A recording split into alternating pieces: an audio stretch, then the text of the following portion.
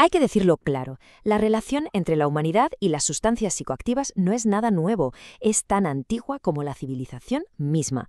O sea, desde rituales sagrados hasta crisis de salud pública, su historia es también la nuestra. Bueno, pues vamos a sumergirnos en este viaje para entender qué son, cómo funcionan en nuestro cerebro y por qué tienen el impacto que tienen. A ver, chequen esta línea del tiempo. Esto no es un fenómeno de los últimos años. Hace 6.000 años, los sumerios ya usaban el opio. De hecho, la llamaban la planta de la alegría. Y si nos vamos a otras culturas antiguas en China, India o aquí en América, vemos que plantas como la marihuana o la hoja de coca se usaban en contextos súper controlados, muy místicos, religiosos y casi siempre reservados para las élites. El cambio radical vino mucho después.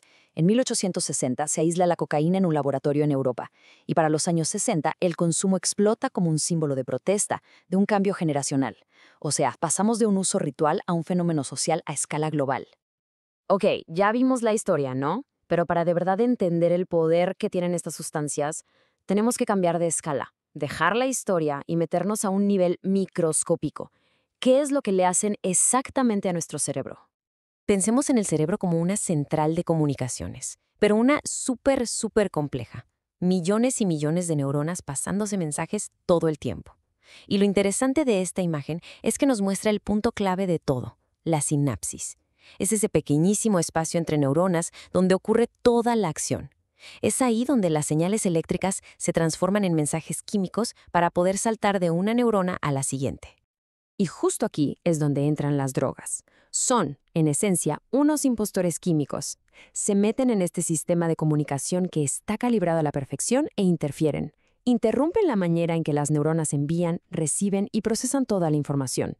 Prácticamente lo que hacen es secuestrar el sistema. Y bueno, ¿cómo lo hacen? Principalmente de 3 maneras. Primero, algunas imitan. La marihuana, por ejemplo, se parece tanto a nuestros químicos naturales que básicamente engaña los receptores de las neuronas y los activa. Segundo, otras estimulan. La cocaína, por su parte, obliga a las neuronas a liberar una cantidad brutal de neurotransmisores, inundando todo el sistema. Y tercero, algunas bloquean. El alcohol, por ejemplo, no deja que los neurotransmisores se reciclen, se reabsorban, así que se quedan ahí acumulados. 3 formas distintas, pero todas con el mismo resultado: alterar por completo la comunicación normal del cerebro. Claro, y esta interferencia produce efectos muy diferentes, por eso podemos clasificarlas en 3 grandes grupos. Están los estimulantes, como la cocaína, que básicamente aceleran todo, te ponen a 1000 por hora. Luego las depresoras, como el alcohol, que hacen lo contrario, bajan las revoluciones. Y finalmente las alucinógenas, como la marihuana, que esas ya distorsionan por completo la percepción de la realidad. Ahora, hablemos del por qué. ¿Por qué la gente las consume? Muchas veces todo se reduce a la búsqueda de una gratificación, de sentir algo placentero. Pero ojo, porque esa búsqueda está llena de mitos y de engaños bien peligrosos. Esta cita de O'Hurlian lo resume de manera perfecta. El verdadero problema empieza cuando la droga deja de ser un medio para otra cosa, un ritual, un experimento, y se convierte en el fin en sí mismo. O sea, cuando la única meta es la búsqueda del placer por el placer. Es un cambio psicológico fundamental. Y bueno, ya que estamos hablando de la búsqueda del placer, vamos a tocar uno de los mitos más comunes que existen. ¿Es cierto que las drogas aumentan la potencia sexual? La respuesta es un rotundo y definitivo falso.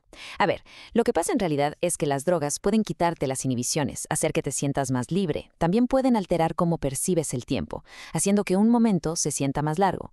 Pero la capacidad sexual real, la fisiológica, no solo no mejora, sino que con muchísimas sustancias de hecho disminuye. Es un puro engaño de la percepción. Entonces, si muchos de los efectos placenteros son un engaño, ¿qué es lo que hace que algunas personas caigan en un consumo problemático mientras que otras no? La respuesta está en el equilibrio, en una especie de balanza entre los factores de riesgo y los de protección.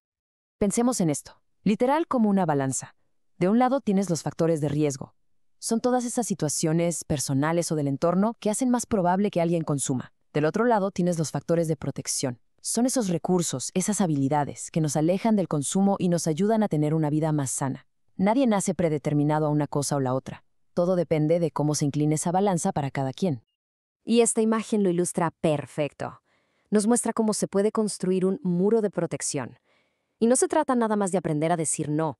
La clave está en cosas más profundas, como tener un proyecto de vida, o sea, metas claras, tener una adecuada autoestima para valorarnos y cuidarnos, y tener autonomía, esa capacidad de tomar nuestras propias decisiones sin dejarnos llevar por la presión. ¿Y saben qué? Todos estos factores, todos esos ladrillos del muro de protección, se pueden resumir en un solo concepto, que es súper poderoso: la resiliencia. Esa es la herramienta fundamental. El concepto, de hecho, viene de la física. Se refiere a la capacidad que tiene un material de regresar a su forma original después de que lo someten a muchísima presión. Bueno, pues en lo humano es igual. Es la capacidad de recuperarse, de salir adelante y hasta de crecer a pesar de los golpes de la vida. Y aquí está el punto clave.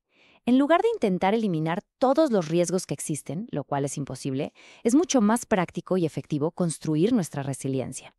¿Y cómo se construye esa resiliencia? Pues con los mismos ladrillos que ya vimos en el muro. Una autoestima sólida, la capacidad de autocontrolarse, sentir el apoyo de la familia y de la comunidad, tener habilidades para tomar buenas decisiones y para comunicarnos, y sobre todo, tener un proyecto de vida claro, un para qué que nos sirva de guía. Así que cerramos con una pregunta que va más allá de la información individual. Ya sabemos cómo funcionan las drogas y qué nos protege. La verdadera pregunta ahora es, ¿cómo le hacemos para pasar de la información a la acción? ¿Cómo podemos, todos juntos, construir esa resiliencia en nuestras familias, en las escuelas, en nuestras comunidades, para que esa balanza siempre, siempre se incline hacia un futuro más saludable?